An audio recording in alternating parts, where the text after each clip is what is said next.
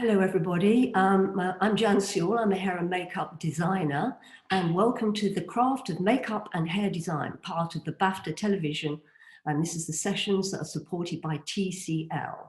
Thank you TCL for their support. This is a virtual series to celebrate some of the nominees and nominated programs from this year's Virgin Media British Academy Television Awards and the British Academy Television Craft Awards. Now, before we start, I'd just like to say these events are part of BAFTA's Learning Work to Share expertise from TV, film and games with audiences far and wide. Check out BAFTA.org and BAFTA social channels for more activity and news. Join the conversation on social using hashtag BAFTA TV sessions. You can ask your questions, please send them via the Q&A function below. Closed captioning is available now, which you can turn on at the bottom of your screens. Now, I am delighted to say we are joined today by Daniel Parker, the hair and makeup designer for Chernobyl. Hi, Daniel, welcome. We have Inma Azorin, the hair and makeup designer for the Trials of Christine Keeler. Hello. We have Kirstin Chalmers, hair and makeup designer for Catherine the Great. Hi.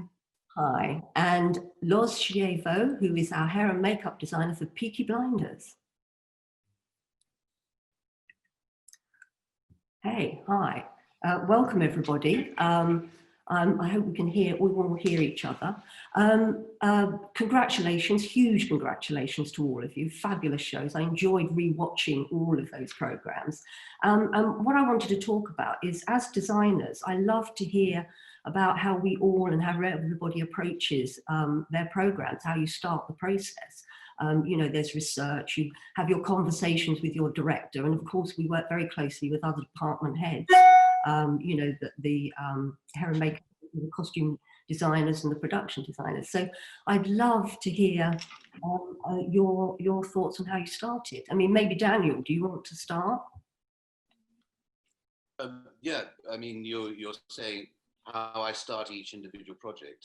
Oh yeah. I mean, we do lots of research, don't we? And I think, you know, if we talk particularly about these shows, I mean, they're all amazing. They've got so much in them. It starts something, isn't it? Yeah. I mean, the interesting thing about this particular show was that it came through my agent, and she said there's a script, Chernobyl, and I immediately thought that I was going to be handed something kind of largely resembled a zombie movie. And I said, I'm not interested. I'm just not interested. So she said, go on, read it. I got sent the scripts, and I have to say, I just, it was a page turner. I didn't put it down, and it was brilliant. And I just heard about, I mean, I literally didn't put it down. I read it in one sitting, which is quite something to do. And yeah, and I phoned up my agent. I said, please, let's do it. I want to do it. So once I got my plan together how this meeting was going to go, because I planned out how I wanted to do it. You have to plan out what you want to do very quickly. And that's a lot of that's due to experience, and then comes the research. So I had my meeting with the producers, director, etc., and that went very well. But the important thing to me with this project particularly was it had to pay homage to the people that it was telling the story about, and it had to be honest. And otherwise I wasn't interested in doing it. I made that quite clear, and they basically said, well, that's the way we think about it too. So let's start. Oh, I mean, that's the thing, isn't it? I mean, it's like Kirstin, when you started yours, I mean, it is you look at the whole project and where you start from, don't you? I mean, Kirstin. Yeah, with that, sorry. I don't no, I mean, it's a huge, you know, just being in Russia and we're just going and seeing Russia and the art and the phenomenal luxury of the amount of money that they had in those days to try and emulate that and bring that wealth and opulence to the screen. was quite an exciting challenge, I think, with the restraints and the limitations that we have under it, and also to make it look real and feel like they embodied the world. And then so just all the research, the paintings, the reading about the stories, reading about the love life between Catherine and Potemkin and her various other lovers, and all the different peoples in Russia, all the different places that they went to, and it's huge, and that in itself becomes really exciting, and you just go, ooh, deeper and deeper into finding out about these people and that world, and that's what excites you. And then it's like, okay, where do we start to how do you make this happen? Yeah, I mean, like Loz, I mean, you moved your project on, but I mean, you still have that starting point, don't you, of finding somewhere to, do your research and the types of families you were doing. So same for you, I guess. Yeah, I mean, Peaky's this year was 1929. So you have to look into the 20s era, and bringing the past into it as well, not the future, like in looks wise. So once you know everybody's looks and how people are progressing, then you sort of go, okay, let's make a plan, as Daniel said, and you just go for it. And, you basically, get each character and really look into each character and their background. And once you know their background more, you can really visualize how they're going to look and how they'll be. And, you make this sort of story. And so you have to bring this story alive. Yeah, and Inma, I mean, where did your research start? I mean, the 60s, you've got Windrush, I mean, 60s is such a lovely period to do as well. Well, for me, it was quite completely unknown because I'm not English, but because this scandal was such a, big thing in England, it was quite easy in a way because it was very heavily, done in the press and it was published everywhere, and it's not that long ago. So in a way, there was a lot of information about it and about the characters. So yeah. Yeah, oh, excellent. And also, I mean, all of us, I mean, when we make up people, so much the actors are influenced by what we do. I mean, I'd love to hear. I mean, I'm sure a lot of your actors thanked you for either making them look like their characters or making them feel like, what was happening to them. I mean, let me know about some of the feedback you got from your actors. Well, with us, we create, I mean, each of the wigs, I mean, they all wore wigs, and every character had several wigs that changed depending on their age, and it changed or what they were doing, if they were bigger, smaller, for different parties or their real life, and it just, through working through their particular personalities, their characters' personalities, and what suits their faces, and then you create this persona, this look for them, and then they feel, they feel confident, and if they feel confident with the way they look, then that can only help their performance. And so, for me, I was taking the essence of from what I learned about all the particular essence would be great. That essence is good. Well, we can't do that, but we can do that.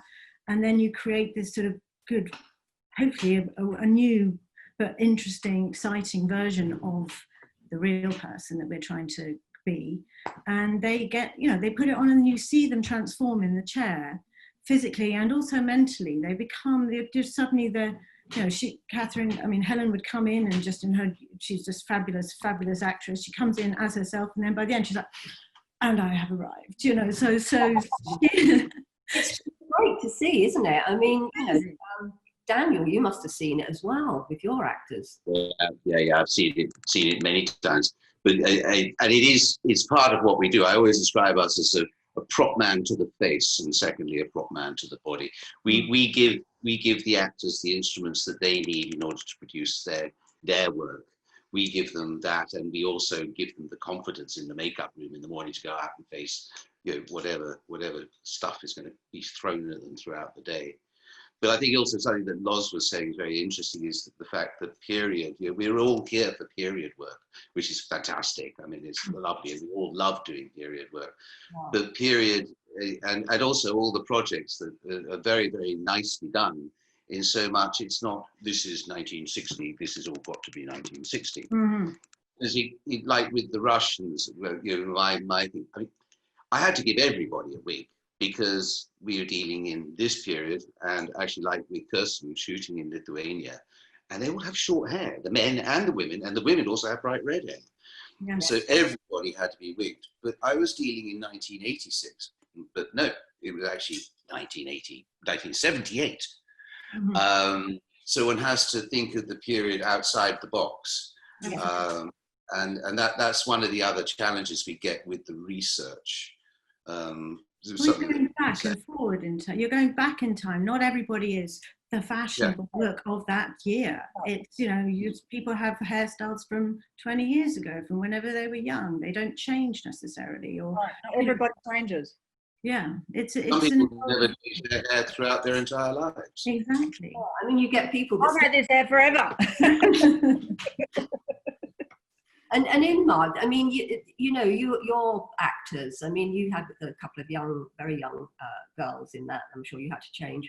But I mean, you know, a very established looks that we knew, everybody knew what they looked like.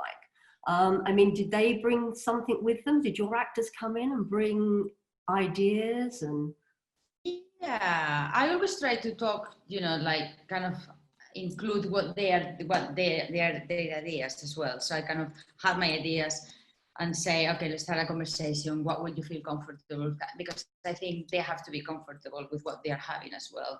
And that's, you know, they will play better the character in a way. And I think, yeah, hair and makeup is definitely like, you know, the most important part of bringing a character alive. James, for example, always say that was like his ritual, like that hour and a half that we had with the aging in, the slicking the hair and all of that. He was like his ritual, and then he will come out, look at himself in the mirror and like step into Stephen. So it was like his own, you know. And then Mandy always said that all these, you know, like fake eyelashes, like all the rollers, like the backbone was like a hair armor, and it helped her to see how all the women in the 60s have to go through in order to be, you know, so glamorous all the time. But yeah, everyone really, I think everyone was like, yeah, it really helped them to get into character. And did all of you, when you were reading your scripts, how much of what you then designed was actually on the page? Or do you think quite a lot of you had to actually, it wasn't there? It's an essence, isn't it? I think you can get an idea of what they want from the story and the script, and you're just going, how can I make this come alive? What is my part in it to make this story come alive? You know, you talk to the actors, you talk to the director, obviously, and for me, I was getting mood boards from, or the tonal feel from production designer and the costume designer. So where are we going? And you go, okay, these are the shapes, these are the paintings that we want. There were paintings that they really wanted to copy or bring to life, and then we went off piste a bit here and off piste a bit there, just to sort of create the world. And it's you want, the whole thing is you go, our job is to make our section as alive as possible and as real as possible and as exciting and gorgeous to look at, for whether it's, you know, opulent, rich 1780s or, you know, deep, dark 1970s. You know, it's a different, you know, we want to bring the right thing to your show, you know, to the field, to bring it to life. And sometimes if it's not on the page, you kind of quite like finding something that you think maybe they didn't know about, and that's nice, isn't it? Wow. So that's why research is so important, and designers, of course, we do all this research before our team comes on board. So it's also good, you know, to offer it out to your team, and they feel secure as well, don't they? With, you know, knowing that their designer's done all the research, and, you know, and then they come on board as well. Can I just say about the research? Sorry to butt in. No, go. The research, I mean, the research, a lot of us, most of us, and normally I do deal with research that is very much pictorial, you know, from portraits or from photos and things like that. Well, I have to say, one of the interesting things that from Chernobyl is that there were so few photographs, so little reference, especially when it came to the prosthetics and this terrible radiation poisoning. And so I ended up reading. They just didn't want to log it. They just didn't want to show it. They didn't want to show it. And then I soon found out that the photographs that were there was, you know, guy sitting in bed with shaved hair, smiling nurse, and sitting with a glass of orange juice. You know, it was what the Russians did. It's what they put out, what the USSR put out. And so you very soon realized what was real and what wasn't. There was terribly little real. What was real, I treasured and hung on to. But research is, I mean, to be honest with you, it's actually my favorite part of the whole process. Yeah. I love it. Yeah, me too. Absolutely. Me too. My favorite part's research as well. Yeah. But it's funny how you can do your research, all your mood boards, and get all the pictures in your mind on what you want. Yeah. And then once you start, you actually look back at the mood board and go, hang on a minute, how off piste did I go, you know? Because once you got a character, once you got the actor in front of you, yeah, you might have a visual there of what you want, but what you create with yourself and the actor is something completely different, which is really exciting, which is the best part of our jobs. Yeah. Exactly. Loz, I'd like to just chat to you about Peaky a bit more now, if I can, because you've done this from the beginning, haven't you? I know. Can you believe it? Gosh, I never thought that was going to happen. You must have done something right. You keep being asked back. How brilliant is that? It's the haircut is just, I mean, it's iconic now, isn't it? We all love that haircut. Yeah. So tell me, how have you kept it fresh? How have you gone all the way through? You know what? I mean, I've got to say, this season 6, which we were about to start before the lockdown, I was like, hang on, what am I going to do about the haircuts? This is the 6th season here, you know? So I just look at the individual person and just do what suits them. You know, obviously the Peaky cut is skin and then an individual haircut. Yeah. And then I just sort of see how the character has grown throughout the years. Yeah. And that's how we sort of, I come up with it, and then I speak to the actors and then they agree, and, you know, we sort of have a bit of a slight little talk about it. And, you know, do we have to go that short? It's like, yes, we do. But then, you know, like Tommy Shelby now, he's grown up, he's more into Parliament. So season 5, we went super short, but season 6, we're changing it up because he is that, you know, a little bit got more authority, is in Parliament. And also all the other actors as well. And I also, like with Arthur, I see where he is in the show, you know, what his character's up to. And then I portray his haircut to what his character is going to be doing. Yeah, brilliant. And of course now in this one, you're in the 30s. It's very glamorous, as you say. They're in a completely different social setting. And I think I read somewhere that you had all your girls pretty well wigged, didn't you? Did you wig them, or did you manage? Yeah, everybody was wigged. Everyone's wigged. Because from season 1, everyone's like, oh yeah, I'll cut my hair into a bob, no problem. And then they sort of, as the years go by, they're like, no, we're not falling for that anymore. So we basically wig them as much as we can. And also it gives you the flexibility of getting the style done, putting it on, and then, you know, because we all know that when you're doing period jobs, it takes a long time in the mornings. Yeah. So a wig to me is really good. Yeah. I think we've got some pictures coming up here, and oh, please, yes, tell us about this makeup, Winston Churchill. So Mr. Winston, here we go. That's poor thing. So Neil Gordon did the sculpting, and myself and Una Bagley, we did the application with him. The wigs, the wig I did, and lovely Alex pretty much cut and paste. I just went there because Peaky's is not a big budget. And sadly, Churchill took a big chunk out of it. So I just went to Alex Rouse and just got a couple of pieces, like a back bit and a top bit and all these bits. And thankfully, she just sewed them all together to create this wig. I mean, but that's the skill of experience, isn't it? So Yeah. Well, and also what you have to do, you know, it's having the eye to be able to see the end product. And, you know, thankfully Alex has, and I have, and we can see it. And thankfully the actor did as well, you know, and it worked a treat. And how many pieces? What has he got on here? The hairpiece, he's got a forehead, he's got his cheeks, Yeah. he's got chin, and he's got a whole neck and going on to here. And how long did that take to get on? In the morning, it was 2 hours plus the wig, which was about, it was about 2.5 hours. Well done, crumbs. Well Yeah, it done. was about 2.5, maybe two, you know what, it feels so long ago. It was about 2 hours 45, maybe 3 hours. Yeah. I think we probably allowed ourselves 3 hours and then, you know, changed it when we needed. Yeah, brilliant. I think we've got other slides as well. I think, yes, there's Yeah. There's There's lovely Sam. So Sam Neill's got a top piece. So he Right. plays Oswald Mosley. Mm. And Beautiful. obviously Kills that's his own hair that I manipulated into very, very short. And Arthur, who obviously that's his own hair as well. Yeah.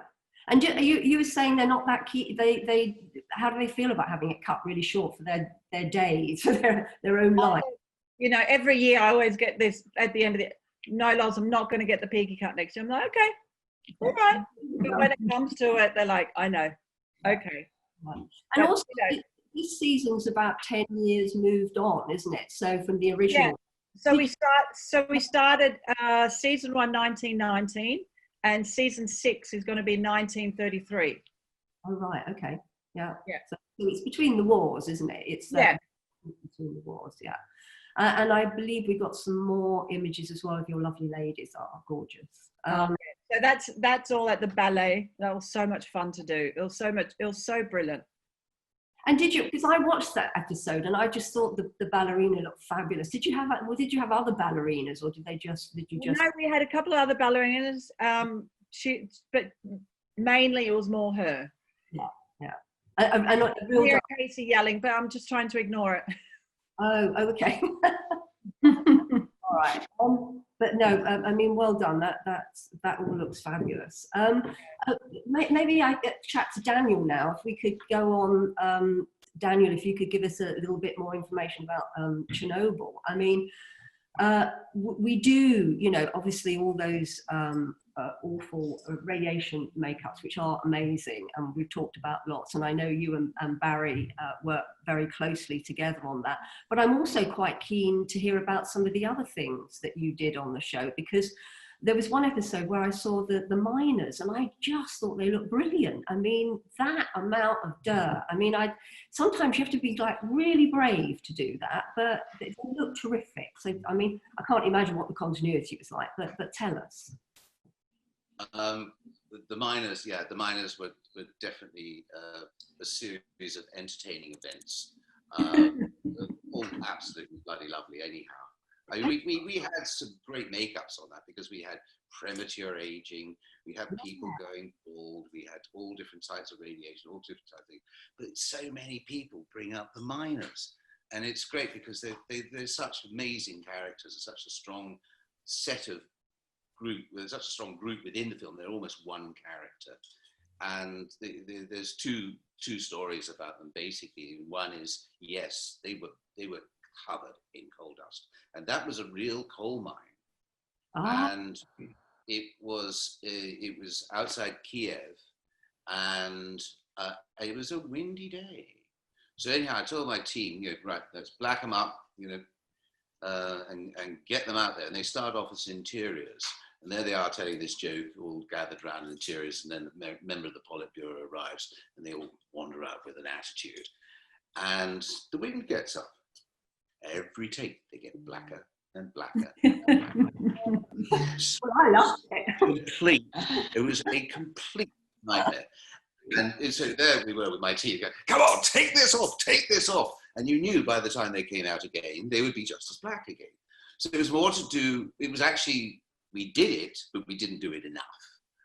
And I have to say, I have conversations with the editors, trying to work out, because as you quite mentioned, a continuity nightmare, trying to work out what takes would work with what, because however much we worked at it, you could never have it under full control. It's like a wig and hair in the wind. I mean, it's like, and they, oh, that's the one, we'll use that one. Yeah. The other thing with the miners that I absolutely love, there was this long debate about whether the miners should actually be naked or not. I always say, yep, naked. Well, Danny, you're not necessarily going to get away, but they should be naked. That is technically correct, blah, blah, blah. I've been working in the makeup room, night shoot. No decision had been made. So I didn't know what was going on. Night shoot, I came around this corner and there they were, all stark bollock naked, and it was just going, more makeup. Yeah. All body, and all my girls, all my team, covering them with dirt and sweat. And I was like, more sweat, more dirt, more sweat. Because we suddenly went from a uniform to completely naked, and I have to say that made me laugh so much. It was brilliant. But it's so good.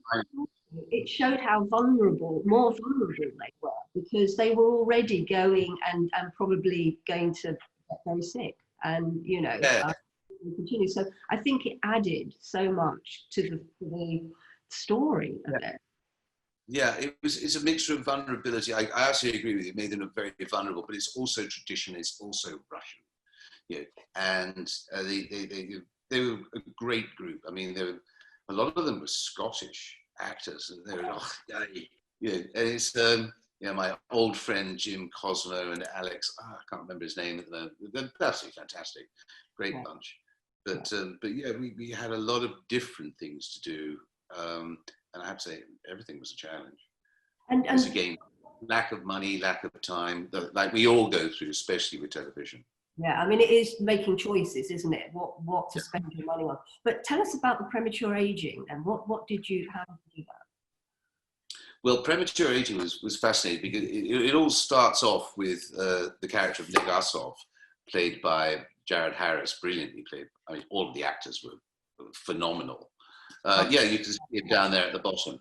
Yeah. And that's him actually premature aged. Yeah. And so it's a very, very subtle makeup. I mean, terribly subtle, very, very thin silicone pieces.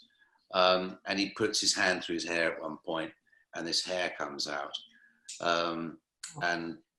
Yeah, I mean, it's very sad. But if you see the photographs of him premature aging, and him as he is, the difference, you can definitely see the difference. It's all to do with skin texture. It's again, a lot of research went into how he should look with premature aging. It was complex, and also that was our first day of shooting, so it's kind of like, starting off with a bang. Yeah, and putting the hair. I mean, did you just put the hair, lace and loose hair into his own, or into the wig? Absolutely. Yeah, and then up some of his hair. Then he could do it. Yeah. Often the simplest work the best, don't they? But also he's wearing a wig here. This is actually a wig, because his hair, like you particularly see it from shots from the side and behind, because his hair is all thinned out. Yes. So this is a wig. So this is earlier on. I believe you did some eyebrows as well. Yeah. To actually look a little bit more like the character. Well, that's on Stellan, who's at the top there, where he has this rather fabulous wig and these eyebrows. And we were doing, again, with the help of the lovely Alex Rouse, we were doing the wigs. And Stellan and I have worked together several times together. And he's a wonderful character makeup artist. And when we work together, we build a character. We build it from the grassroots up. Yeah. And we change. And we got to this level, and I just said, Stellan, you know what it needs, don't you? Daniel, what's that? And eyebrows, mate. You got to give you some eyebrows. And he said, yeah, but they're lace. They always look terrible. Just wait. And I went to these amazing girls in Germany who make these eyebrows. I think they're called www.eyebrow.com or like something like that. But they're amazing girls. every hair is inserted into, sorry? I was going to say they punch them in, don't they? Yeah, they're punched into basically to cap plastic, a fine, and you put these on, and then and then just go over the edge. Well, the glue will get rid of most of the plastic, and then just go over the edge with anything else. And they disappear very, very fast. I mean, Stellan doesn't have much in the way of eyebrows, so we just flatten them down with some adhesive, and then put these on top. But the thing that was very interesting is that if you just went on one, or but I mean, we're talking a millimeter or half a millimeter out, and you've got a completely different character.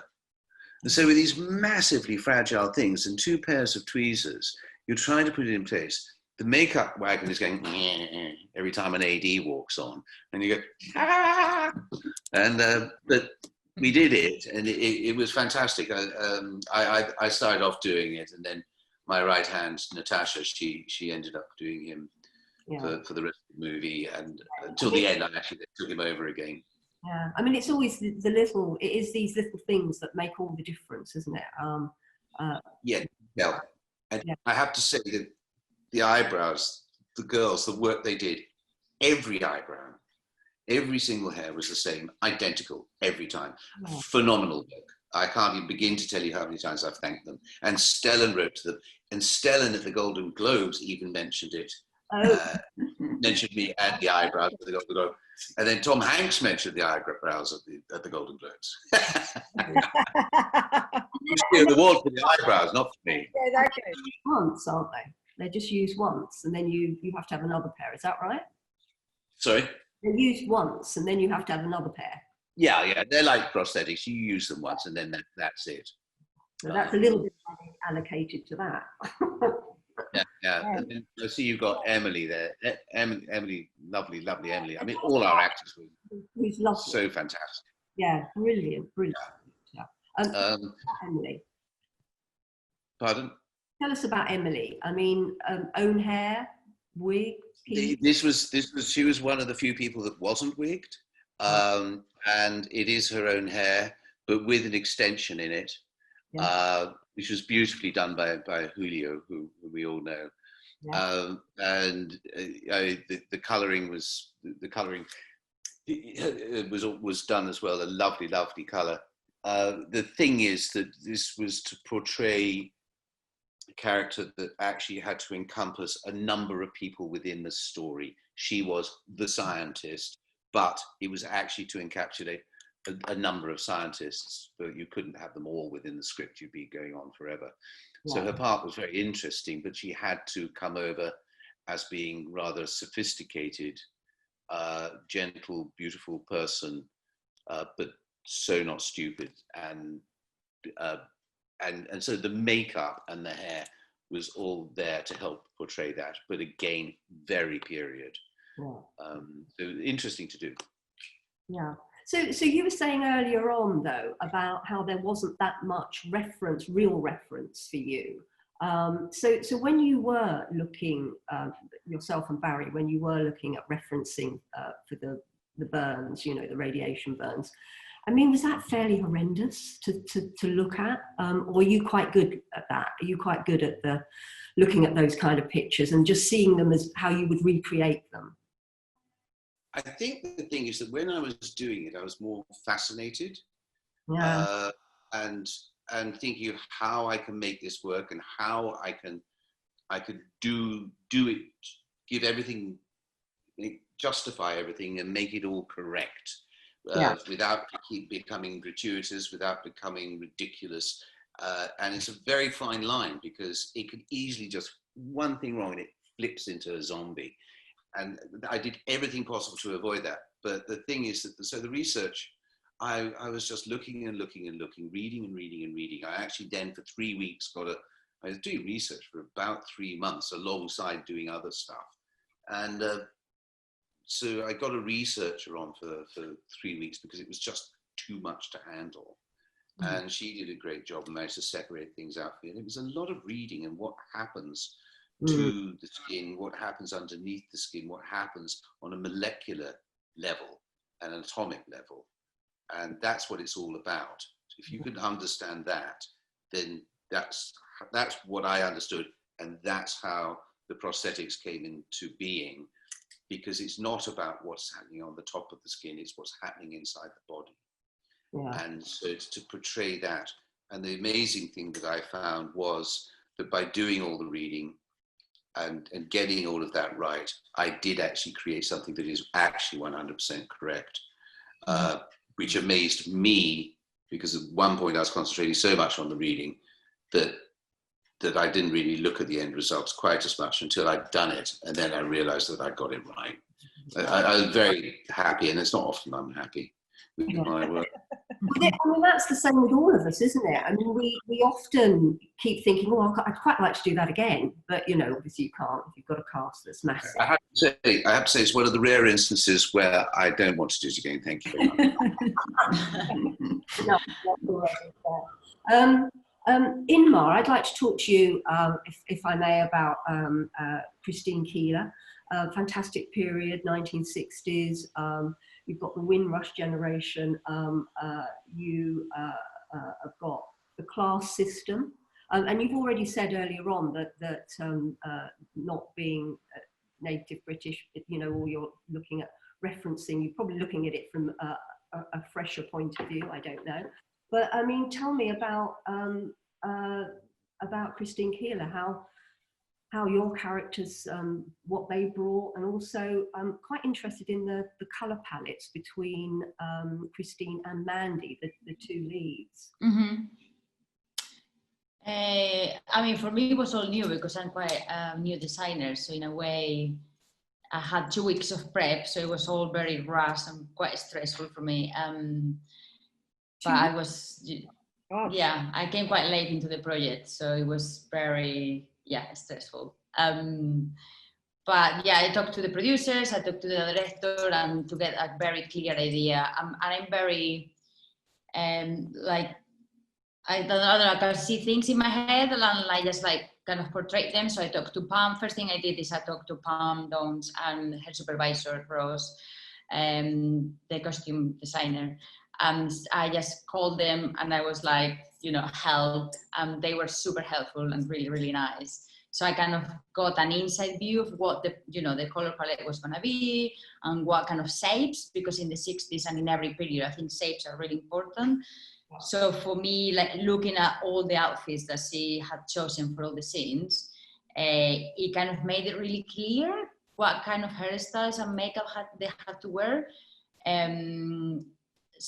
Another challenge was like we have to, like, now all the makeup is like glossy and shimmery, so to find matte, you know, non-glossy, not shimmery, not glittery, like eyeshadows or lipsticks was really, really hard. So we have to do like a massive research on that, like continually through the show, because I kind of wanted like a lot of different, like for Mandy, for example, I wanted her, because she had more money, I wanted her to have like different looks and more to show her wealth in a way.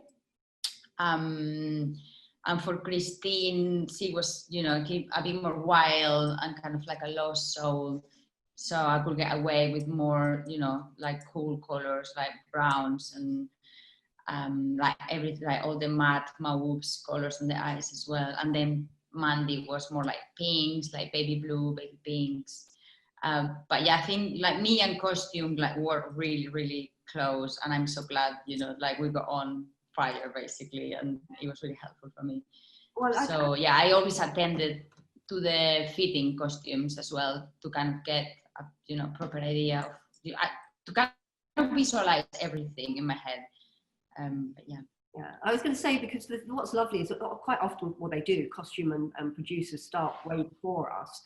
And so they will often have a whole ton of referencing that they've already got and the director's already seen. So they've already got it in their head. So, and also I think if you work with costume designers that are also generous, they'll talk about hats and hair and, you know, so you and Pam just work very well together then, obviously.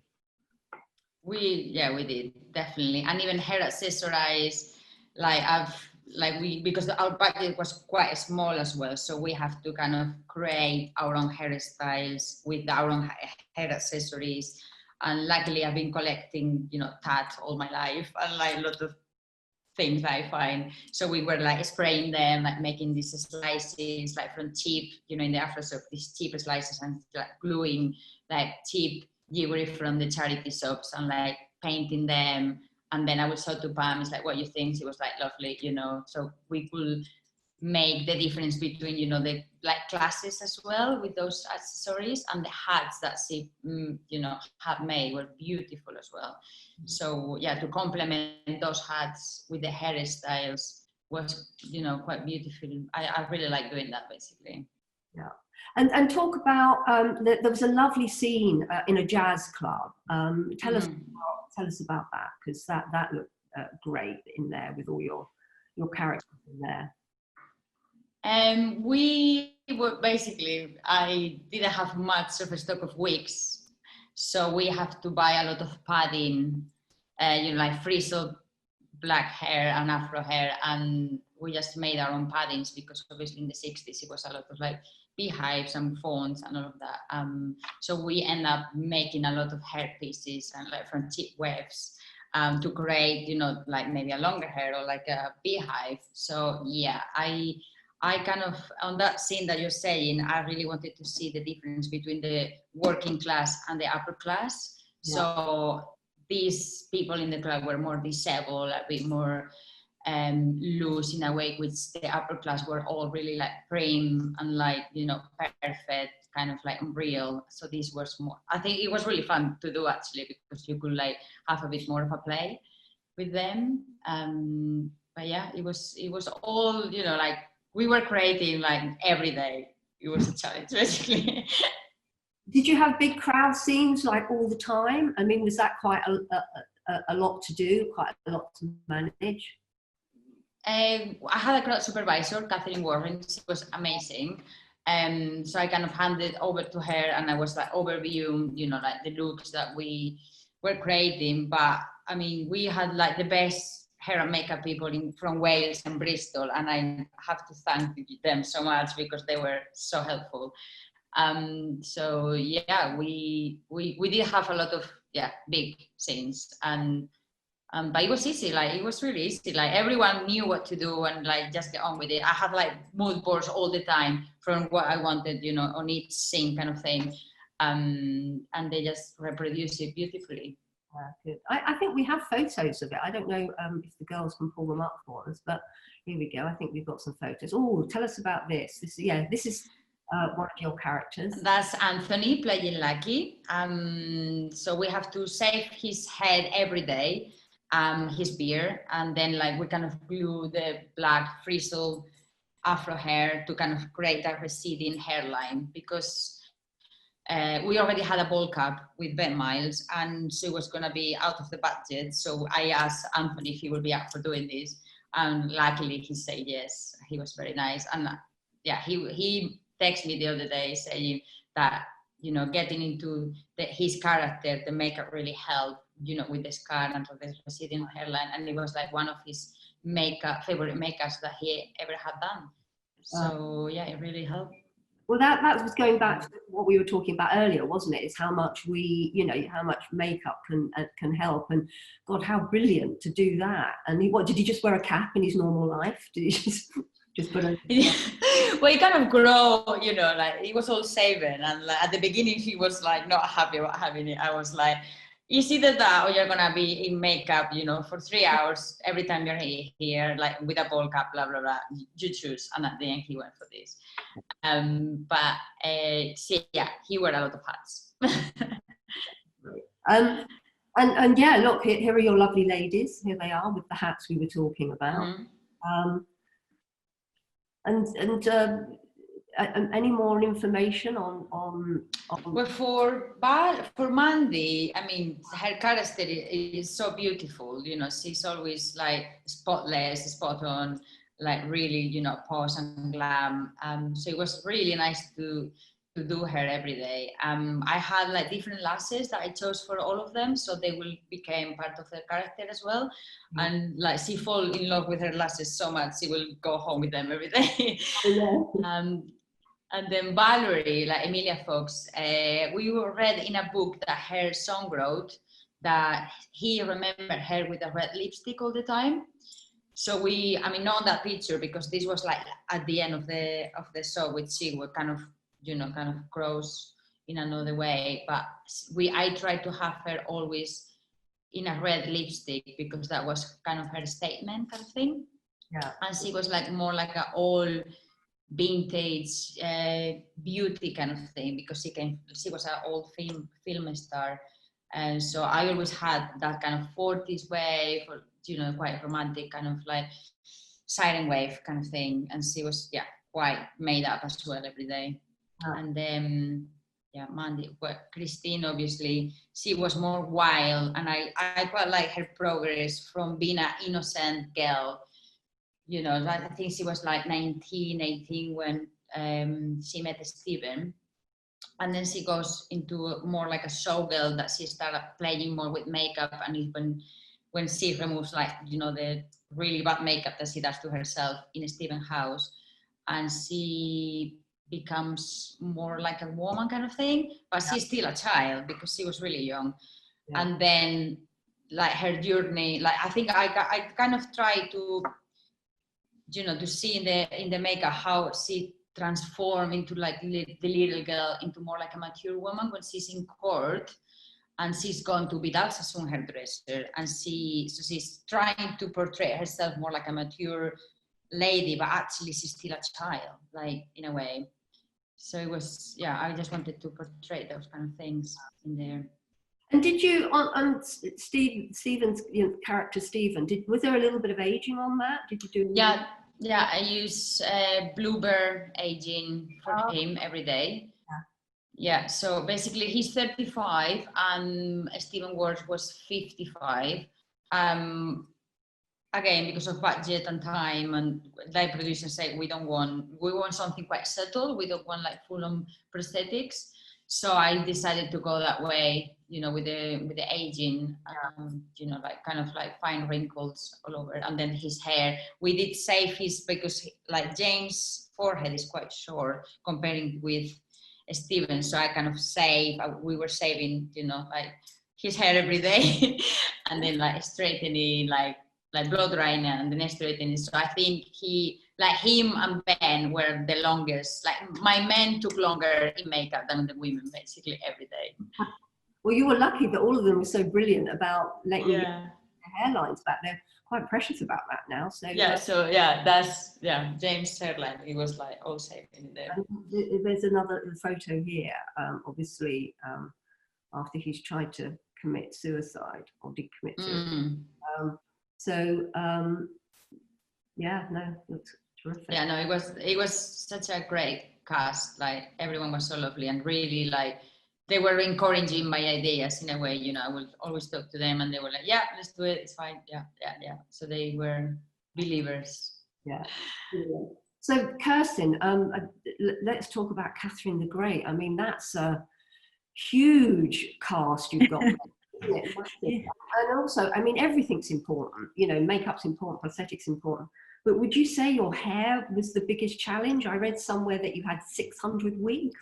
Yeah, we were looking at towards the end of the show, because we did the transvestite ball at the end of the shoot, and because we were filming in Lithuania, Latvia and Russia, we had to have all the wigs in 3 different places at the same time, whether we were fitting or shooting and traveling.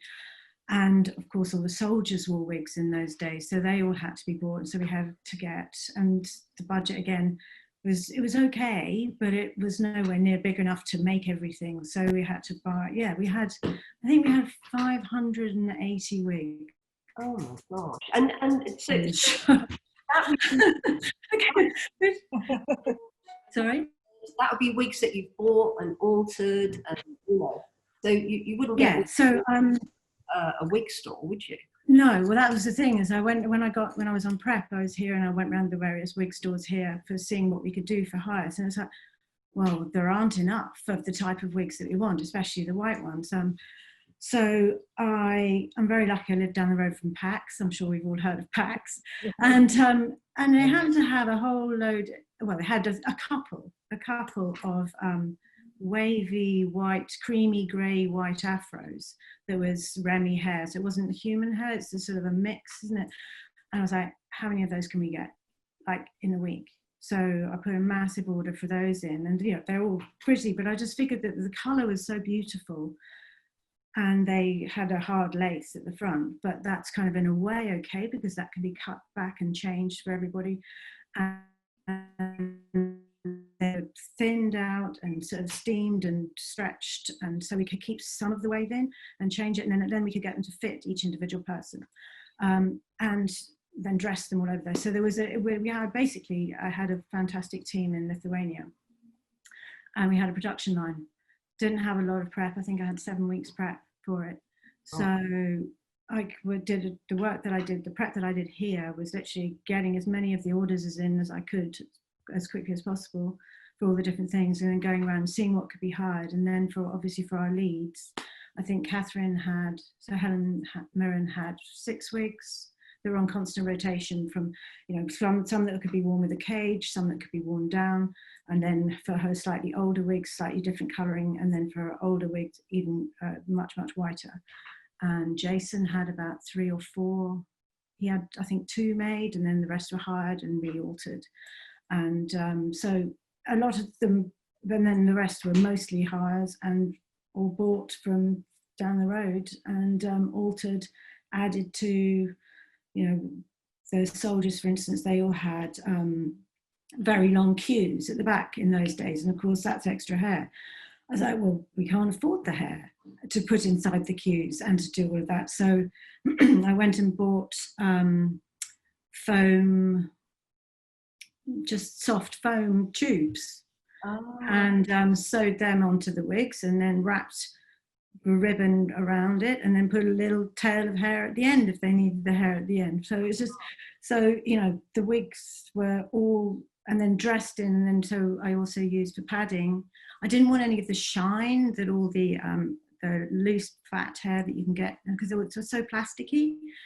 And so I bought a load of sheep's wool, you know, washed, cleaned, and it has that wonderful softness, and it holds the waxes that I put in. So it became, so to get the real, I wanted to really get the feel of the look of the paintings, really, where you don't have the shine, but you have, if you really look at them, there are so many different colors within them, especially the Russian ones, because they weren't just white hair or gray hair or just a bit of powder.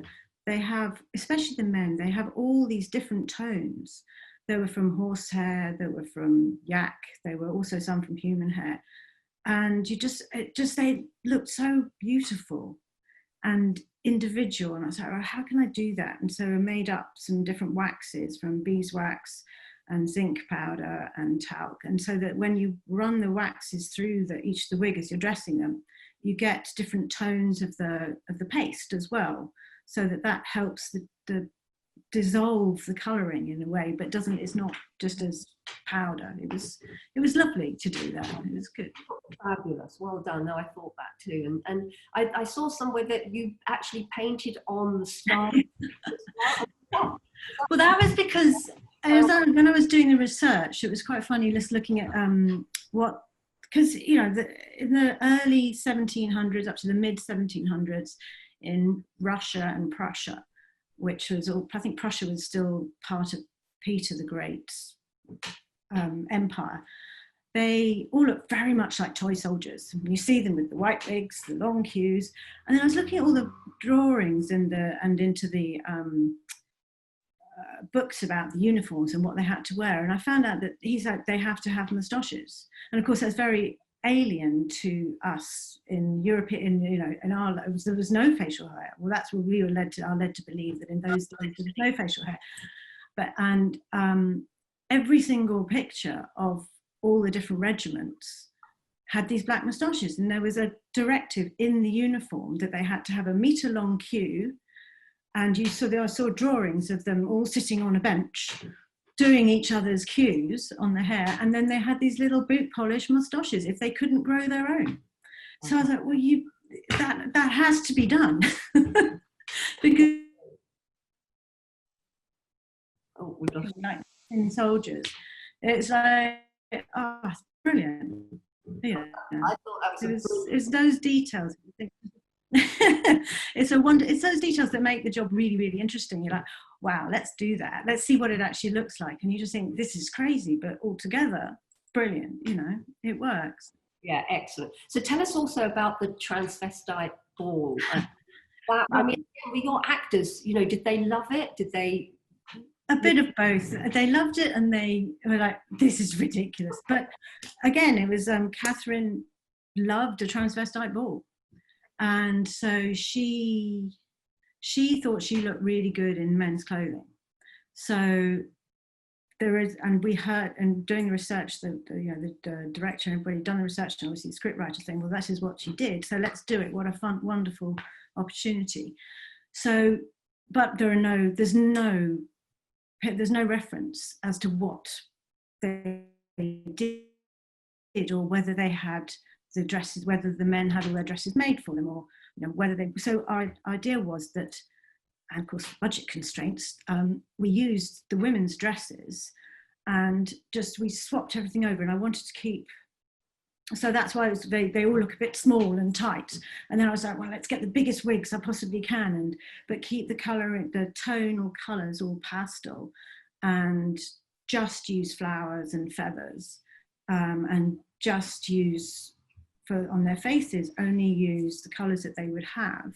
So only use red, white, black, and gold, because they had so much gold. They had gold everywhere.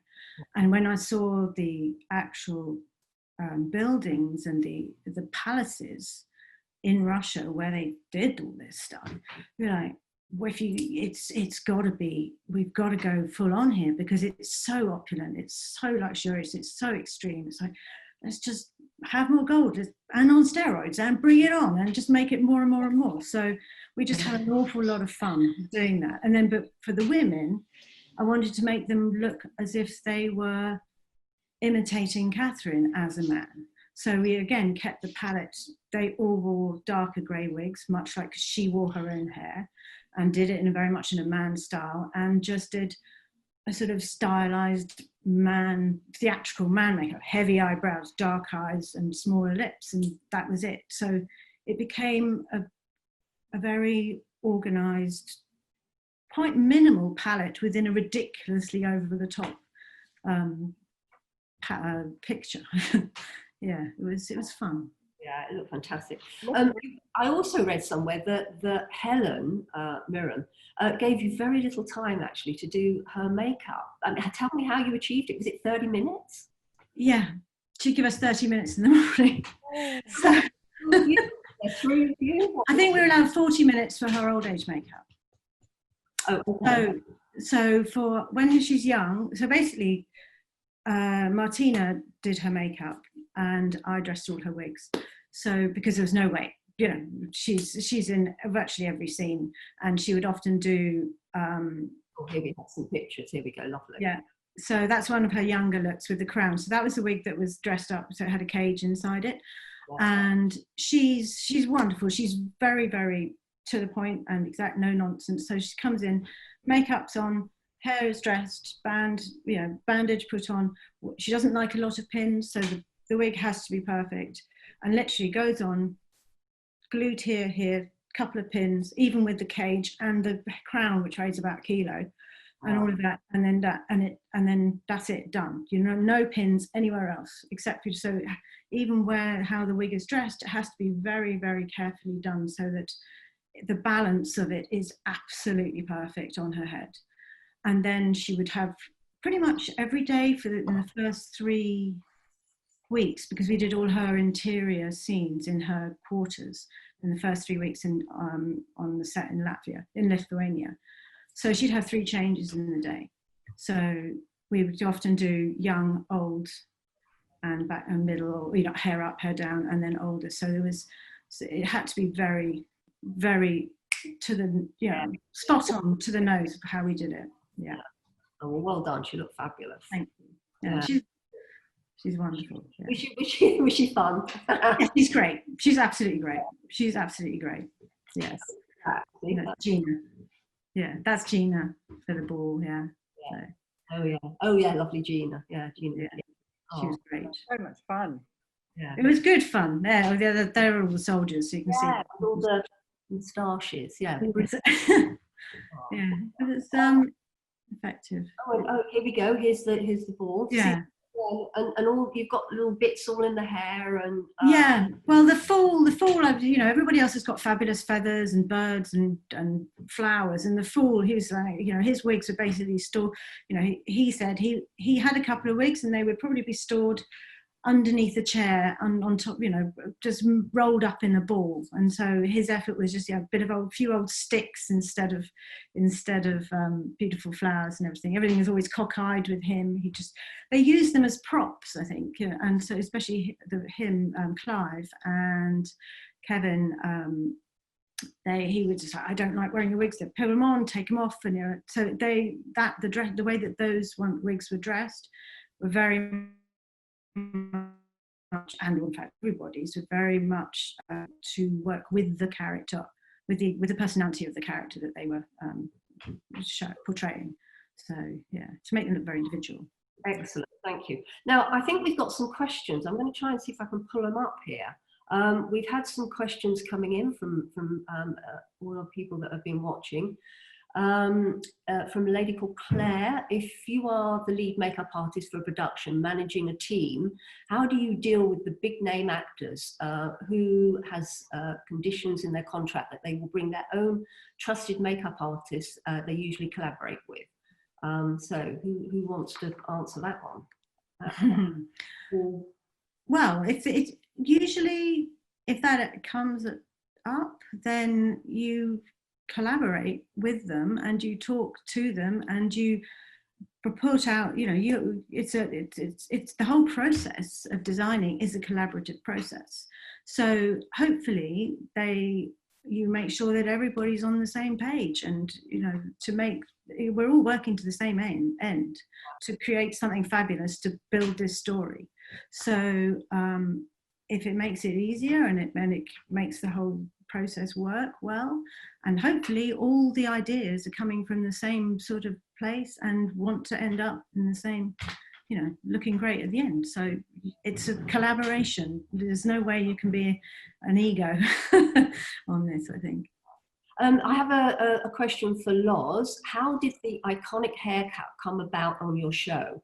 Was it your idea or did the director come up with it? Well, when I went for the interview, the director sort of said, I want odd haircuts. And I said, oh, funny you should say that. I'm very much up for that, going off-piste. But the way I thought it was, so when the boys wear their caps, I saw skin. And then when they take their hats off, I just gave them individual haircuts that suited their face. So yeah, it was myself that came up with it. It took a couple of times to convince the actors to do it, but it was good, yeah. Great, we have a question from Luke for Daniel. When doing the makeup for actors and actresses for miners in Chernobyl, is it quite emotional due to what Chernobyl caused? Sorry, for the miners. I was going to say, I think we actually did touch on it. He was just saying when doing the makeup for the actors and actresses of the miners in Chernobyl, was it quite emotional because of what it caused, because of what Chernobyl caused? Well, I mean, that's more the prosthetics, I think, yeah. Yeah. I think he specified that, but I think, yeah, I mean, was it emotional for you while doing it? I think the thing is that we were so concerned with getting the makeups done, and because they were so enormous and so incredibly complicated, and basically no one had ever done these makeups before, and they were breaking every rule. And we had one little test, and then we were shooting the real thing. So we were actually so busy trying to do something that hadn't been done before, getting it right. We really weren't emotional at all about it until we went on set. Yeah. And then there was certainly a moment when I was on set that was very, very special. I was very busy with these prosthetics, doing all these prosthetics, and had a load done. The character of Vasily had gone on to set. I was still doing other stuff. Then I walked down the corridor of this hospital, and there was a monitor. And one of the very, very few pieces of reference we had was the real Vasily in his last moments before he died. And it's one photograph that wasn't great, very blurry, but you could see what it was. And I passed this monitor, and I looked at the monitor, and I just said, oh my God. And I actually almost burst into tears, because we got it. And that was when I clicked that actually what we had done was something really incredibly special and unique, and we got it. So yeah, I was too busy to be emotional until I wasn't busy. Well, which is good. I also heard that when they were in that state, they couldn't take pain relief because it was impossible to inject into their skin. No, I mean, the thing is, everything falls to pieces, and the veins themselves fall to pieces after a period of time. And so there's no point in injecting morphine because there are no veins left. All you're doing is leaking. I mean, the studying of it was quite an event, I have to say, and it was very interesting. But my God, you know, it's the most horrible way to die. And trying to depict this from not just my point of view, but from the DOP, the actors, everybody. I mean, one of the wonderful things about working on Chernobyl was that every department behaved coherently with the other department. It was like linked, and we all became immensely good friends, and we worked so well together, which a project like that really needed. And from the director, producer down, screenwriter, everything, which made it a lot easier. But it was difficult, very difficult project to do. But we produced something that I think is an exceptional piece of work. You know, not just the makeup and the hair and the prosthetics. I mean, the whole is an extraordinary piece. Yeah. Very proud of it. Yeah, so you should be. Emma is congratulating all of you, saying that all the work's amazing. And her question is, does the internet help to achieve the looks of the characters? And your ideas, do you get a lot from the internet? I love the internet. Can I just quickly say something on that? Lozzie, then go ahead by all means. The internet's absolutely fantastic, but then you actually go onto Google or whatever, and you see the same thing and the same thing and the same thing and the same thing. It's very limited. I find personally, give me a library, give me books. More is there. Or go to see the paintings, or go to the. I mean, just even museums are great. Oh, yeah. When I went to when we went to Russia, to actually be able to go to all the art galleries, to look at the sculptures, to see the back of the sculptures, because you never see the back of a hairstyle in paintings. You never see the back, and to see what they did and how they did it differently, to actually be immersed in the place. If you get that opportunity, is fantastic. You know, that helps. The internet is great, but you do see the same pictures, same photos again. Yeah. I think anyone. I think that you have to make that opportunity to go to a museum, as you say, Kirstin, to see the sculptures, because you see everything in the round, and these sculptures are period, and you just completely understand the hair. And the shape of the clothes, the shape of the. Just because it's all about the silhouette, isn't it? The makeup is one thing, the hair completes the silhouette, and of any period, of any time, and each silhouette says so much about that particular person. You know, you can recognize that person's silhouette from far away, and then you know who's coming up. You know what's going on, and it's all part of the big process. Isn't it? You can't just sit on the computer. You have to get out there, can't you? There's a question from John. Was there much difference in colour from the onset monitor compared with the final TX grade? Did it change after the dailies? So that's that thing of us looking at monitors, colours.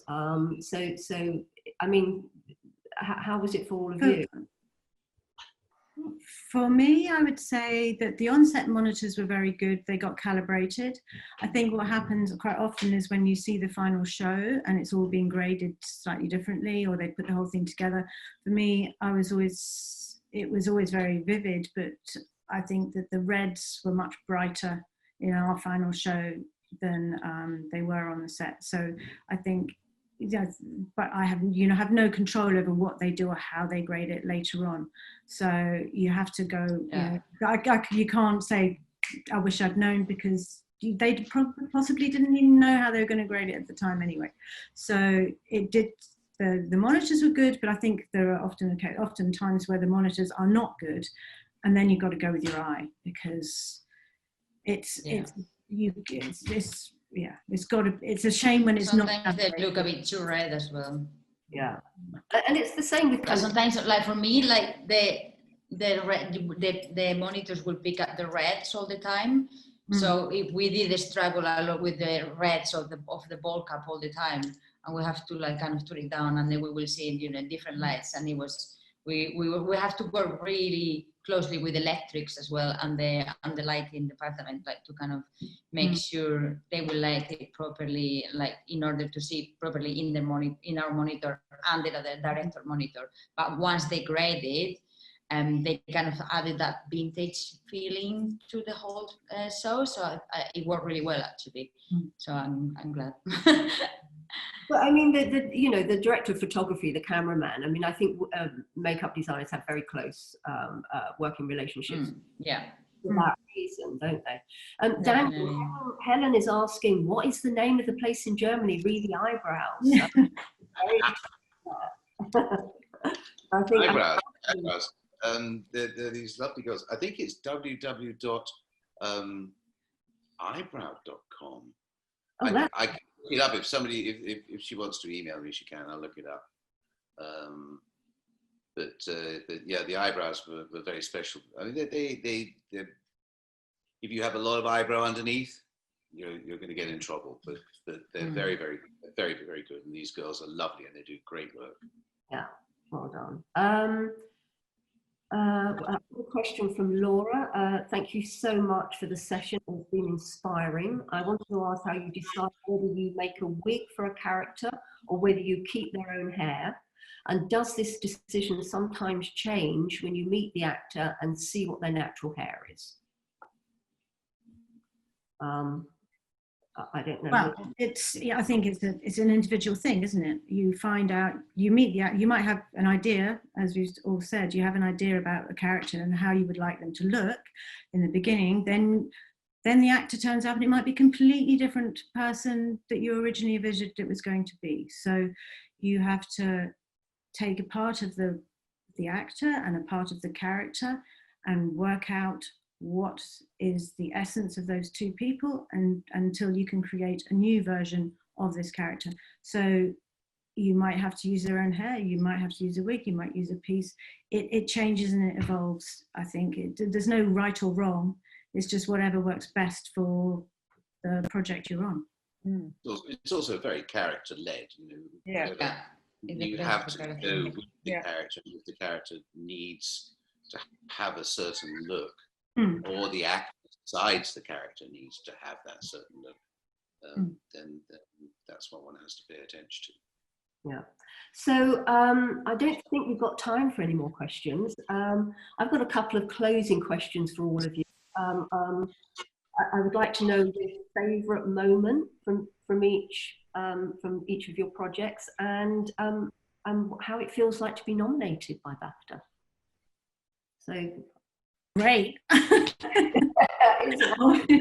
mean, it's an honor, isn't it? It's fantastic for all of us. It's just like, I think there are so many shows that are out there now, and for our 4 shows to be nominated, it's just fantastic. It's a great it is exciting. Yeah. I'm still pinching myself for it. It's nice to be acknowledged for the work that you do, and what your team does. Absolutely. And it's great. Yeah, it's great. It's really great. I just wish there was a proper party to go to. Yeah. Out on the dinner and everything, like the dinner the week before. Dinner, parties, And last Okay.